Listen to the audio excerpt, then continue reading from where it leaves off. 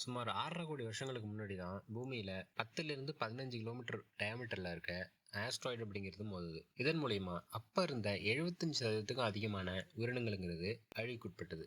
அது திருப்பி நடக்குமா அப்படின்னா அதுக்கான வாய்ப்புகள் அப்படிங்கிறது கம்மி தான். ஒவ்வொரு 50லேருந்து 100 மில்லியன் வருஷத்துக்கு ஒரு தடவை பூமி மேல பெரிய சைஸ்ல இருக்க ஆஸ்ட்ராய்ட்ஸ் அப்படிங்கிறது மோதுது. என்னதான் பெரிய சைஸ் இருக்க ஆஸ்ட்ராய்ட்ஸ் மோதுறது ரேரா இருந்தாலும் பாதிப்புகளை ஏற்படுத்துறதுக்கு சிறிய அளவிலான ஆஸ்ட்ராய்ட்ஸே போதுமானது. அது எதிர்காலத்துல நடக்காம இருக்கிறதுக்காக தான் 2022ல நாசா ஃபர்ஸ்ட் டைம் டாட் அப்படிங்கிற ஒரு மிஷனை உருவாக்கி பூமியை சுத்திக்கிட்டு இருந்த டிமாஃபியஸ் அப்படிங்கிற ஒரு ஆஸ்ட்ராய்ட் மேல சின்ன ஸ்பேஸ் கிராஃப்டை மோத வச்சு சக்சஸ்ஃபுல்லா அதோட பேத்தை மாத்தினாங்க.